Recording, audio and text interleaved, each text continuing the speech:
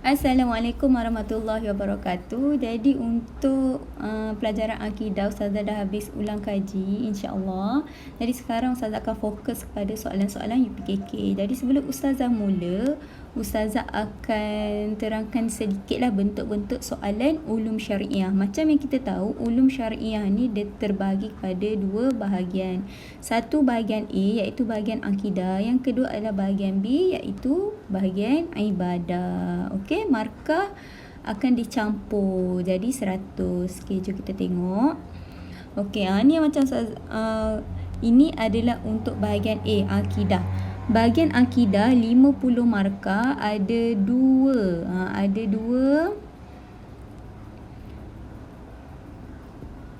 bahagian ataupun ada dua bentuk soalan. Yang pertama, bentuk soalan objektif. Objektif ni maksudnya jawapan yang dah ada, cuma kita tinggal pilih.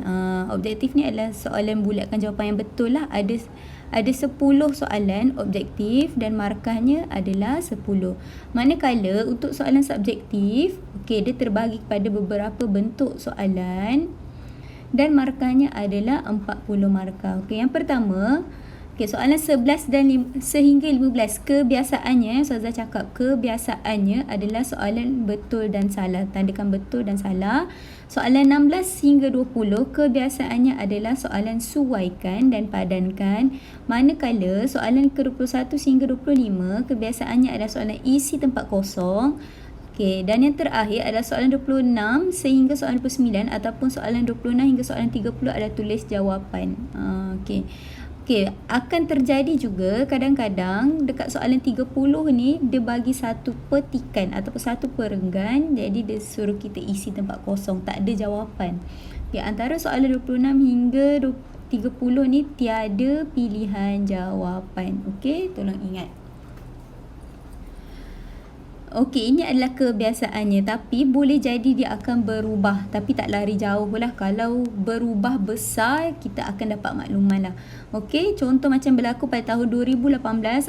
2018 ada sedikit perubahan soalan yang mana kadang-kadang dia tahun 2018 tu dia isi tempat kosong dulu, baru suaikan, lepas tu ada pula soalan gariskan jawapan yang betul. Untunglah kan masa tu. Tapi soalan 2018 murid-murid agak terkejut sikit nak jawab.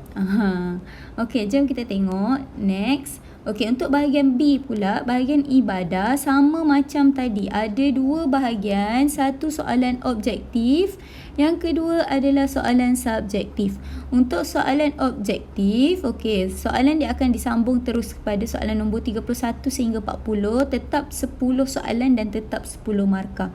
Manakala soalan subjektif, kalau kita tengok sama, dia ada betul salah, dia ada isi tempat kosong, dia ada suaikan dan padankan, dia ada tulis jawapan juga. Yang bezanya adalah kedudukan. Untuk ibadah, soalan isi tempat kosong yang datang dulu, baru soalan suaikan ataupun padankan.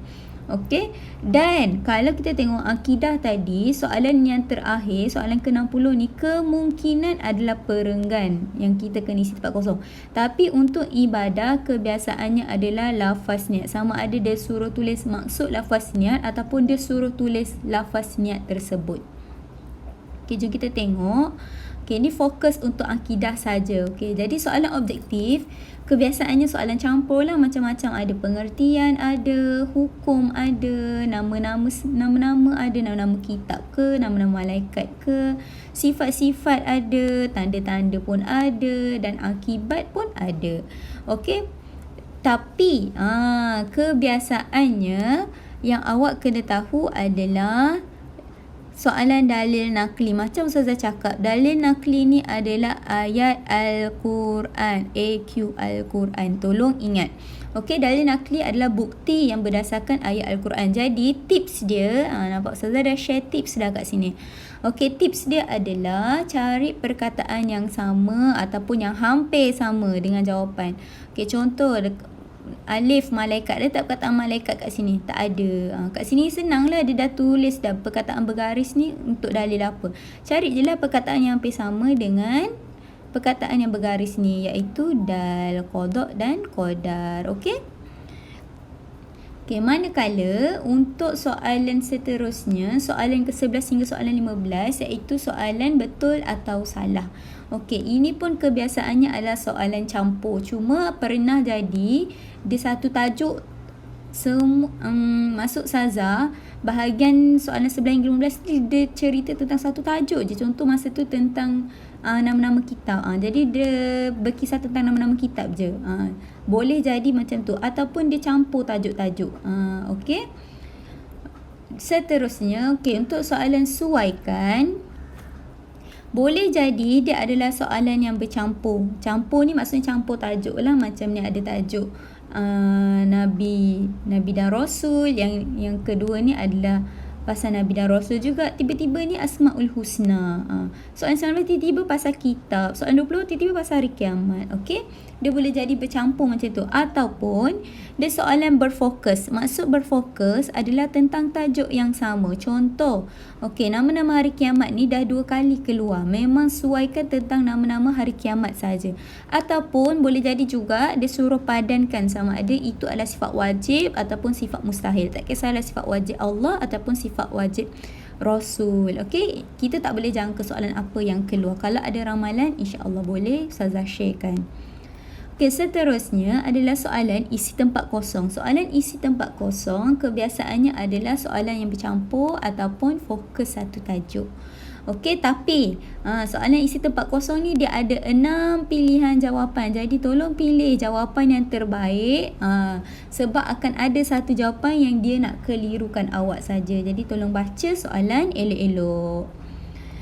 Okey, seterusnya adalah soalan tulis jawapan. Okey, ini adalah bentuk soalan yang terakhir lah. Okey, macam Ustazah maklumkan tadi, soalan tulis jawapan ni berkemungkinan ada kemungkinan bentuk yang pertama adalah memang awak kena tulis jawapan sepenuhnya sampai soalan yang ke-30. Inilah maksud Ustazah tulis jawapan tu. Dia suruh tuliskan apa-apa. Berikan apa dia. Contoh kat sini, berikan 2 tugas-tugas Rasul. Tulislah apa 1 tugas Rasul menyampaikan wahyu contoh. Yang kedua apa dia. Okey. Ataupun untuk akidah soalan ke-30 kebiasaannya. Okey, ni Ustazah kata kebiasaannya, maksudnya ada tahun dia keluar bentuk ni, ada tahun dia keluar bentuk yang atas ni. Okey, ada tahun dia keluar soalan perenggan. Banyak juga dah keluar soalan perenggan. Jadi kata kunci tips dia adalah isi jawapan yang hanya berkaitan dengan kata kunci sahaja.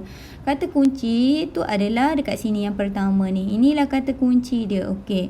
Ataupun cari sifat-sifat Allah ataupun berkaitan dengan tajuk yang awak dah belajar lah. Okey, jadi kudrat ialah satu sifat apa? Sifat wajib lah. Mesti kena tulis jawapan yang berkaitan sahaja. Barulah awak dapat markah betul. Okey, sifat wajib bagi Allah yang bererti Allah Maha apa? Apa maksud kudrat? Okey, itulah dia jawapan dia. Okey, Allah tidak memerlukan apa? Allah tidak memerlukan bantuan ataupun makhluk ataupun apa lagi jawapan yang sesuai. Mesti berbalik, jawapan dia mesti berbalik kepada kata kunci yang bersesuaian sahaja.